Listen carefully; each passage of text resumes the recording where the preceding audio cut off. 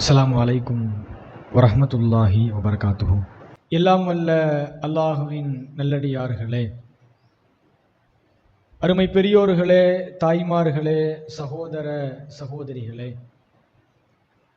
அல்லாஹுடைய பேரருளால் அவனது மார்க்கத்தை அறிந்து கொள்ள வேண்டும் என்கிற பேரார்வத்தோடும் அல்லாஹ் ரப்புல் ஆலமீன் நம்மீது கடமையாக்கியிருக்கும் இந்த ஜும்மாவை அன்னலம் பெருமகனார் நபிகள் நாயகம் ஸல்லல்லாஹு அலைஹி வஸல்லம் அவர்களின் வழிகாட்டுதலோடு நிறைவேற்ற வேண்டும் என்ற எண்ணத்தோடும் நாம் இங்கே அமர்ந்திருக்கிறோம். இறைவனின் அன்பும் அருளும் பொழிகிற இந்த நேரத்தில் ஒழுக்க வாழ்வும் உயர்ந்த கூலியும் என்ற ஒரு தலைப்பை நான் தேர்வு செய்திருக்கிறேன். ஒழுக்க வாழ்வும் உயர்ந்த கூலியும் என்ற இந்த தலைப்பிற்கான காரணம் என்ன என்றால், பெரும்பாலும் தீமைகள் நிறைந்திருக்கிற இந்த காலத்தில் நாம் வாழுகிற இந்த உலக வாழ்க்கையில் நம்முடைய வாழ்க்கையினை ஒழுக்க மாண்போடும் மார்க்க நெறியோடும் அமைத்துக் கொள்ள வேண்டும் என்றால் இஸ்லாமிய மார்க்கம் நமக்கு காட்டியிருக்கிற ஒழுங்குகளை, ஒழுக்க முறைகளை நாம் பேண வேண்டும். யார் இந்த உலக வாழ்க்கையில் தங்களுடைய வாழ்க்கையை ஒழுக்க மாண்போடும் மார்க்க நெறியோடும் அமைத்துக் கொள்கிறார்களோ அவர்களுக்கு இந்த உலகத்திலேயும் அதற்கான மதிப்பும் மரியாதையும் கிடைக்கிறது. மரணத்திற்கு பின்னால் நாளை மறுமையில் இறைவனிடத்திலேயும் ஒரு பெரிய கூலி கிடைக்கிறது. பொதுவாக இஸ்லாமிய மார்க்கத்தை பொறுத்தவரையில் வெறுமனே வணக்க வழிபாடுகளை மட்டுமே கற்றுத்தந்த மார்க்கம் அல்ல. உலகத்தில் எத்தனையோ மதங்கள், சித்தாந்தங்கள், ஏனைய மார்க்கங்கள் இருக்கிறது. அவை அனைத்தும் இறைவனை எவ்வாறு தொழ வேண்டும், இறைவனுக்கு எவ்வாறு நோன்பிருக்க வேண்டும் என்ற வணக்க வழிபாடுகளோடு நிறுத்திக் கொள்ளும். ஆனால் இஸ்லாமிய மார்க்கம் என்பது உலகில் மனிதர்கள் எப்படி தங்கள் வாழ்க்கையை அமைத்துக் கொள்ள வேண்டும் என்பதை ஏராளமான வடிவங்களில் சொல்லித் தருகிறது. இஸ்லாம் தலையிடாத உலகத்தில் எந்த துறையும் இல்லை என்கிற அளவிற்கு மனித வாழ்க்கையில எல்லா விஷயத்தையும் சொல்லித் தருகிற மார்க்கம் இஸ்லாமிய மார்க்கம். மனிதனுடைய ஒழுக்க வாழ்வை பற்றி இஸ்லாமிய மார்க்கம் வலியுறுத்துகிற அளவிற்கு, ஒழுக்க கேடான காரியத்திற்கு எதிராக இஸ்லாம் நிற்கிற அளவிற்கு உலகத்தில் வேறு எந்த கொள்கை கோட்பாடுகளும் இருக்கவில்லை. இந்த உலக வாழ்க்கையில் மனிதர்கள் வாழுகிற பொழுது தங்கள் வாழ்க்கையை ஒழுக்கத்தோடு அமைத்துக் கொள்ள வேண்டும் என்பதை பல்வேறு இடங்களில் திருமறை குர்ஆனும் நபிகளாருடைய போதனைகளும் நமக்கு கற்றுத்தருவதை பார்க்கிறோம். ஒழுக்கத்தோடு இந்த உலகத்தில் மனிதர்கள் வாழுகிற பொழுது அவர்கள் எப்படிப்பட்ட அந்தஸ்தை அடைகிறார்கள் என்பதையும் வரலாற்றின் நிகழ்வை வைத்து நபிகளார் நமக்கு கற்றுத்தருகிறார்கள். ஏன்னா இன்னைக்கு இருக்கிற காலம் என்பது எளிதாக தீமையிலே விழக்கூடிய காலங்களாக இருக்கிறது. ஒரு காலம் இருந்தது. எப்படி இருந்தது? தீமைகளை செய்வதற்கு அவர்கள் மணிக்கணக்காக அலைய வேண்டும், நீண்ட நெடிய தூரங்கள் பயணப்பட வேண்டும். இன்றைக்கு அப்படி எல்லாம் இல்லை. அருவருக்க தகுந்த காரியங்களை, ஆபாசமான காரியங்களை, மானக்கேடான காரியங்களை இருந்த இடத்திலேயே செய்கிற அளவிற்கு இன்றைக்கு விஞ்ஞானம் வளர்ந்து நிற்கிறது. எங்கு பார்த்தாலும் ஆபாசங்கள் தலைவிரித்து ஆடுகிறது. பாலியல் குற்றங்கள் நாளுக்கு நாள் பெருகிக் கொண்டே இருக்கிறது. இப்படிப்பட்ட கால சூழலில் நம்முடைய கற்பை, நம்முடைய மானத்தை, நம்முடைய ஒழுக்க வாழ்வை பேணி பாதுகாக்க வேண்டும் என்று சொன்னால் இஸ்லாம் என்னென்ன வரைமுறையை சொல்லித் தருகிறது, இஸ்லாம் காட்டுகிற அந்த ஒழுங்குமுறைகளை பேணுகிற பொழுது இந்த உலக வாழ்க்கையில் நாம் ஒழுக்கத்தோடும் மார்க்கத்தோடும் வாழ்வோம். அதனால் இந்த உலக வாழ்க்கையிலும் மதிப்பு கிடைக்கிறது. மரணத்திற்கு பின்னால் இருக்கிற மறுமையிலையும் அல்லாஹ்விடத்தில் கூலி கிடைக்கிறது. அல்லாஹ்வுடைய தூதர் அவர்கள் ஒரு வரலாற்று செய்தியை நமக்கு சொல்லுகிறார்கள். பல தடவை கேட்ட செய்தியாக இருக்கலாம், ஆனால் அந்த நிகழ்ச்சியிலிருந்து, செய்தியிலிருந்து நாம் பெற வேண்டிய பாடங்களை, படிப்பினைகளை பெற்றிருக்கிறோமா என்பது மிக முக்கியமானது. அல்லாஹ்வுடைய தூதர் அவர்கள் சொன்னார்கள், ஒரு 3 பேர் பயணப்படுகிறார்கள். இடி இடிக்கிறது, மழை பொழிகிறது. 3 பேரும் மழைக்காக வேண்டி ஒரு குகையிலே தஞ்சமடைகிறார்கள். மழை பெய்கிறதால் குகையிலே தஞ்சமடைந்தவர்கள் அருகில் இருந்த பாறை உருண்டு அந்த குகையை மூடிவிட்டது. இப்போது 3 பேரும் தப்பிப்பதற்கான எந்த வாய்ப்பும் இல்லை, வசதியும் இல்லை. யாரேனும் அழைக்கப்பட்டால் யாரு காதிலும் விழாது. அப்படி ஒரு காட்டுக்குள்ளே மாட்டிக்கொண்டவர்கள் நம்மை படைத்த இறைவனை தவிர வேறு யாரும் நம்மை காப்பாற்ற முடியாது என்று அல்லாஹ்விடத்தில் 3 நபர்களும் கையேந்துகிறார்கள். நாம் இறைவனுக்காக இந்த உலக வாழ்க்கையில் செய்த நற்காரியங்களை அல்லாஹ்விடத்தில் முறையிடுவோம், அந்த இறைவன் நம்மை பாதுகாப்பான் என்று மூவரும் அல்லாஹ்விடத்தில் கையேந்துகிறார்கள். ஒருவர் அல்லாஹ்விடத்தில் சொல்கிறார், இறைவா, என் பெற்றோர்களை நான் பேணி பாதுகாத்தேன், அது உனக்காக செய்தேன் என்று ஒரு நீண்ட நெடிய செய்தியை சொல்லுகிறார். பாறை லேசாக விலகிறது, ஆனால் 3 பேர் வெளியில வர முடியல.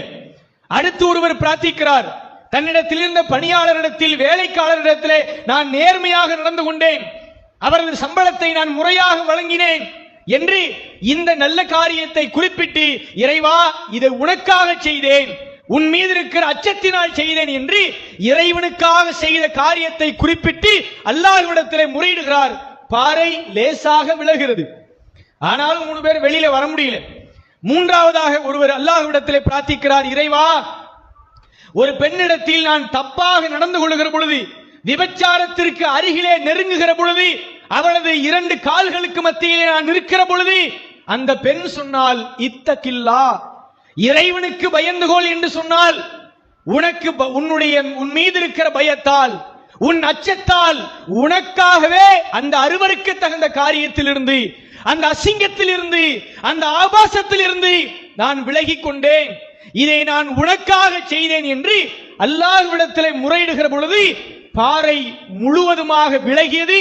3 தோழர்களும் தப்பித்தார்கள் என்று நபிகள் நாயகம் ஸல்லல்லாஹு அலைஹி வஸல்லம் அவர்கள் ஒரு வரலாற்று செய்தி நமக்கு சொல்லுகிறார்கள். இது சொல்லுகிற பாடம் என்ன?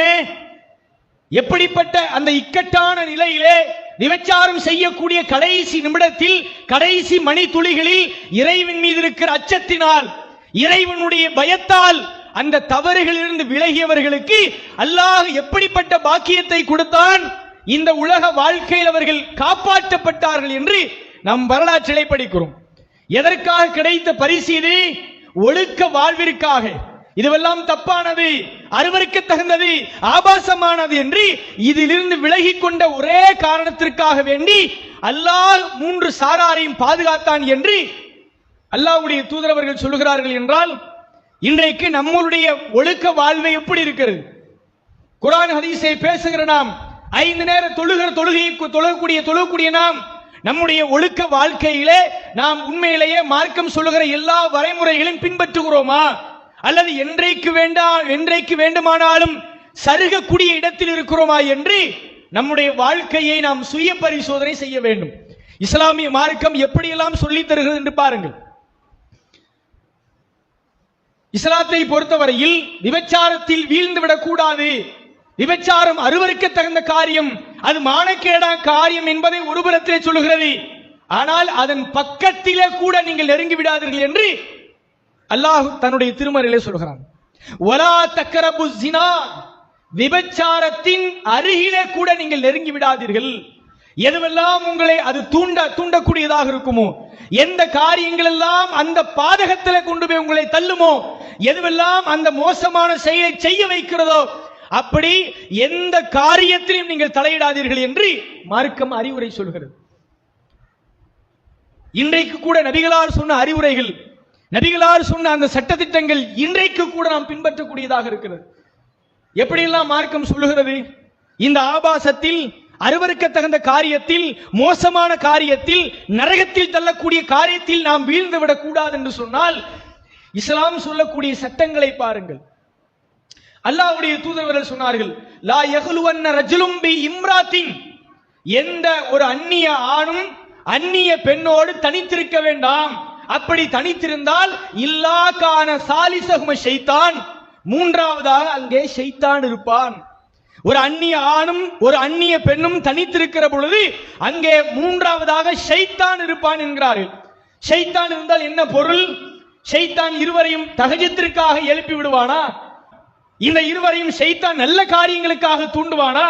ஷைத்தானுடைய பிரதான வேலை என்ன? நம்மை நாசமாக்கி நடுத்தருவில் இழுத்து நரகத்தில் தள்ளுவதுதான் ஷைத்தானுடைய வேலை.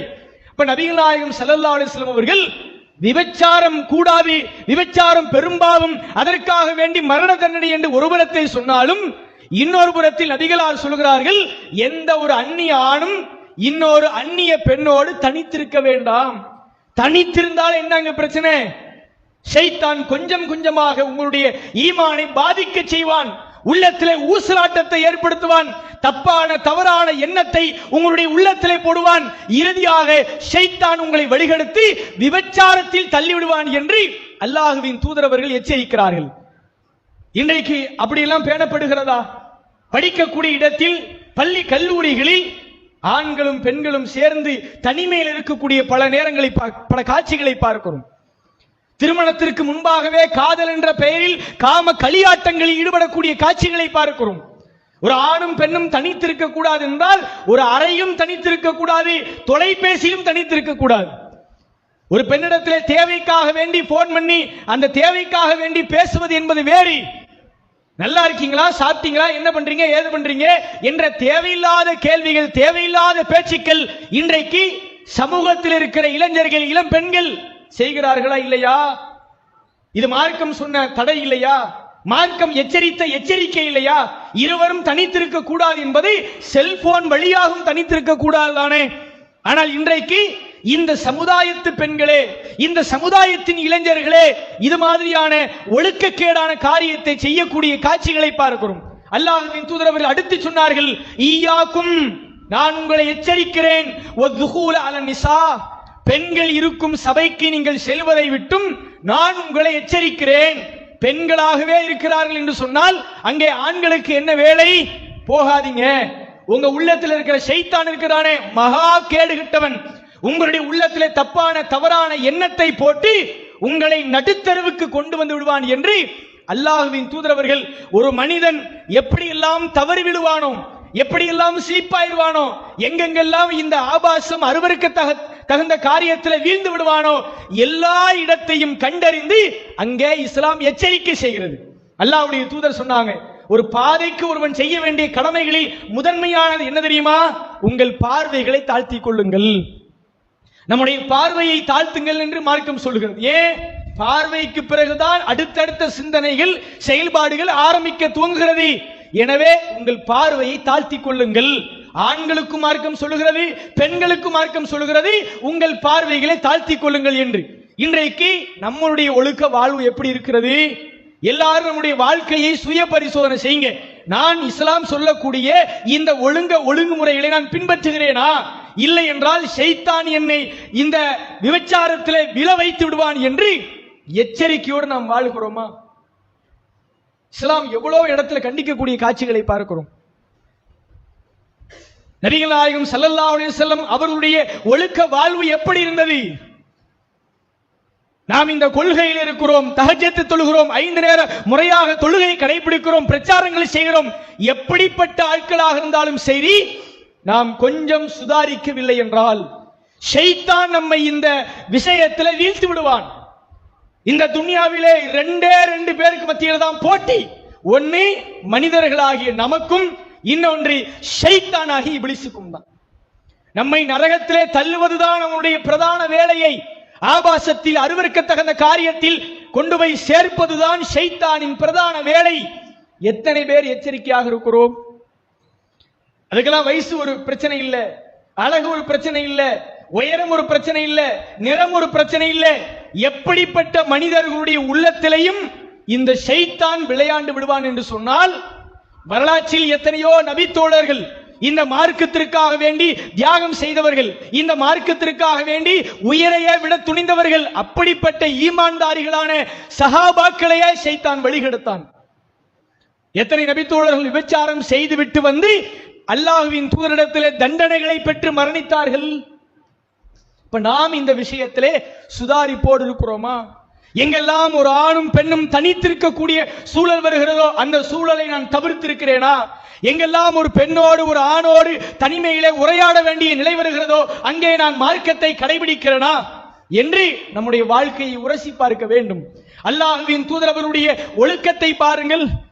நபிகளாருடைய ஒழுக்கம், ஒழுக்க சீலராக இந்த உலகில் மிகப்பெரிய மனிதராக வாழ்ந்தவர் அல்லாஹ்வின் தூதரவர்கள்.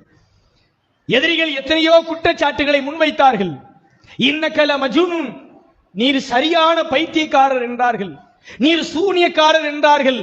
உமக்கு ஷைத்தான் தான் இந்த குர்ஆனை ஓத கற்றுத் தருகிறான் என்றார்கள். நபிகளாரின் கொள்கையை ஏற்க மாட்டோம் என்றார்கள். இப்படியெல்லாம் விமர்சனங்களை வைத்த எதிரிகள் கூட நபிகளாரின் ஒழுக்கத்தின் மீது கை வைக்க முடியவில்லையே. அவ்வளவு கவனமாக நபிகளார் இருந்தார்கள். சூனியக்காரர்கள் என்று சொல்லப்பட்டார்களே, பைத்தியக்காரர் என்று சொல்லப்பட்டார்களே, எந்த எதிரிகளாவது நபிகளார் பெண்கள் விஷயத்தில் இப்படி இருந்தார்கள் உலகத்தில் எவனாலும் எடுத்து காட்ட முடியாது என்று சொன்னால் எப்படிப்பட்ட ஒழுக்கத்தோடு வாழ்ந்திருக்கிறார்கள்?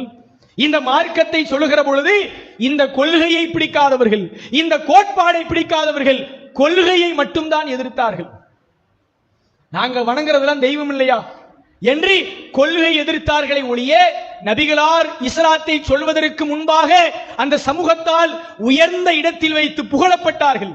அஸ்ஸாதி உண்மையாளரே, அல் அமீன் நேர்மையாளரே என்று அந்த சமூகத்தவரால் பாராட்டப்பட்டார்கள் என்று சொன்னால் நபிகளாருடைய ஒழுக்க வாழ்வு அப்படிப்பட்ட வாழ்வு. இன்றைக்கும் பல செய்திகளை நாம் எதற்காக மறுக்கிறோம்? நபிகளார் ஒரு பெண்ணின் மடியிலே படுத்து கிடந்து பேன் பார்த்தார்கள் என்று நபிமொழி என்ற பெயரில் எழுதி வைத்திருக்கிறாரே, திருக்குர்ஆனுக்கு முரண் என்கிறோமே. ஏன்? அது நபிகளாருடைய ஒழுக்கத்தின் மீது கை வைப்பதற்கு சமம். ரசூலுல்லாஹ் ஒருபோதும் நபிகளாரை பற்றி சஹாபாக்கள் என்ன சொன்னார்கள் தெரியுமா? இஸ்லாத்தை ஏற்றுக்கொள்கிறவர்கள் நபிகளாருடைய கரத்தை பிடித்து களிமாவை மொழிந்து விட்டு இனிமேல் நாங்கள் திருட மாட்டோம், விபச்சாரம் செய்ய மாட்டோம், அல்லாஹ்விற்கு இணை வைக்க மாட்டோம், குழந்தைகளை கொல்ல மாட்டோம், பத்தினி பெண்கள் மீது அவதூறு சொல்ல மாட்டோம் என்று உறுதிமொழி எடுக்க வேண்டும்.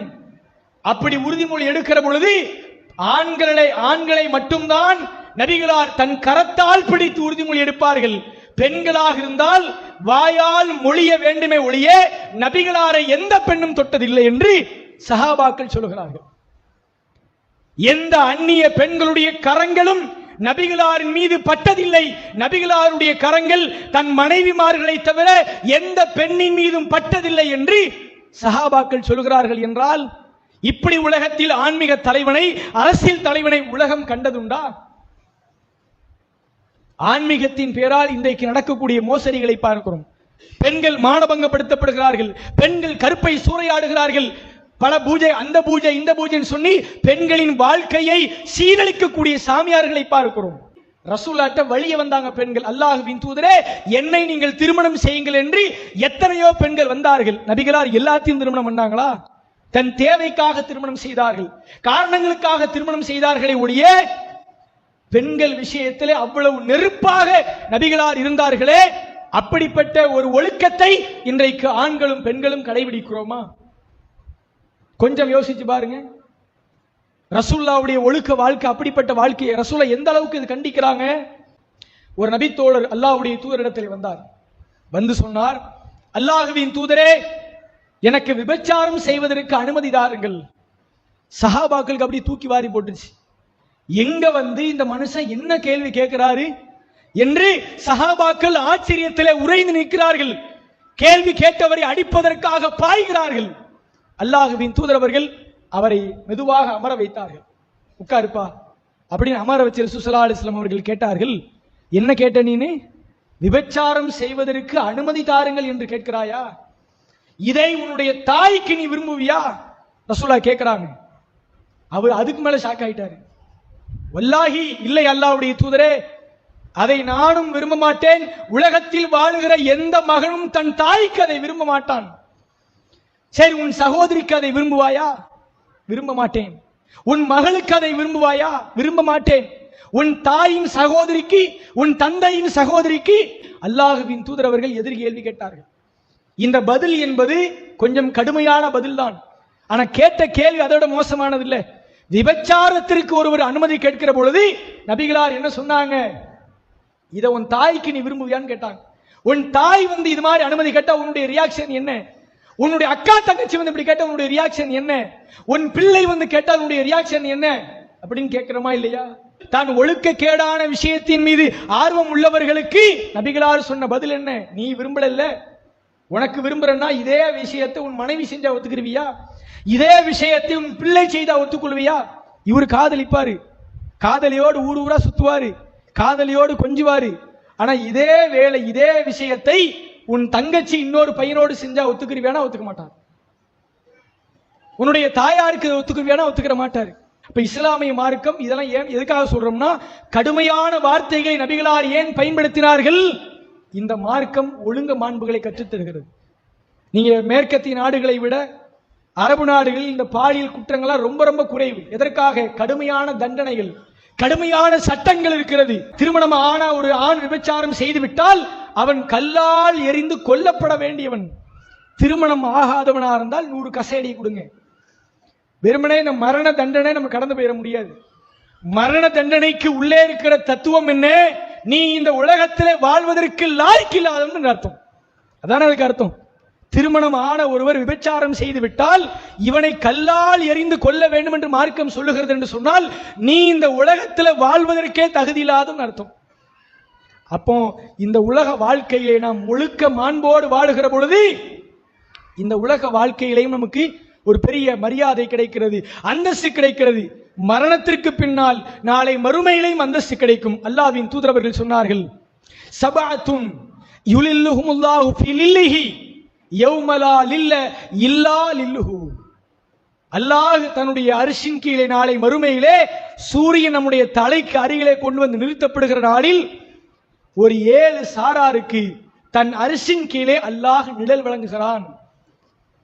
அந்த 7 சாரார சொல்ல பட்டியல் போடுறாங்க.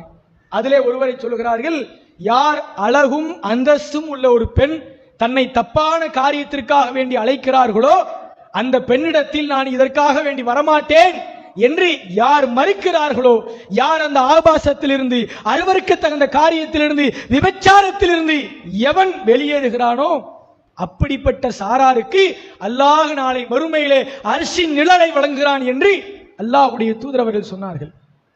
அப்படிப்பட்ட ஒரு உயர்ந்த அந்தஸ்து கிடைக்கும். யூசுப் அலைஹிஸ்ஸலாம் அவருடைய வரலாற்றை பற்றி அல்லாஹ் சொல்கிற பொழுது அற்புதமான வரலாறு என்கிறான். ஏன்? யூசுப் அலைஹிஸ்ஸலாமுடைய வரலாற்றில் எவ்வளவோ செய்திகள் இருக்கிறது.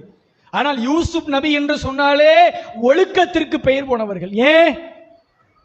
ஒரு பெண் தன்னை தப்பான காரியத்திற்காக அழைக்கிற பொழுது, விபச்சாரத்திற்காக வேண்டி அழைக்கிற பொழுது, மோசமான அருவருக்க தகுந்த காரியத்திற்காக வேண்டி அழைக்கிற பொழுது அல்லாஹ்விடத்தில் கையேந்தினார்கள், இறைவா இவள் எதற்காக வேண்டி என்னை அழைக்கிறாளோ அதை விட இவன் கணவன் தருகிற தண்டனை, சிறை தண்டனை எனக்கு சிறந்தது என்றார்கள். விபச்சாரத்திற்கு அழைக்கிறாங்க, வர மறுத்துட்டோம்னா ஜெயில் வாழ்க்கை. ஆனா யூசுப் அலைஹிஸ்ஸலாம் எதை தேர்வு செஞ்சாங்க?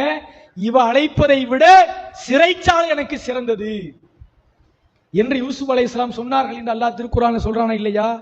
இப்ப இந்த மாதிரியான மாண்புகள் எப்போது வரும் என்று சொன்னால், ஆபாசத்தை, அருவருக்க தகுந்த காரியத்தை, இது போன்ற விஷயங்களை வெறுக்கக்கூடியவர்களுக்கு மட்டும்தான் அந்த மனநலம் இருக்கும்.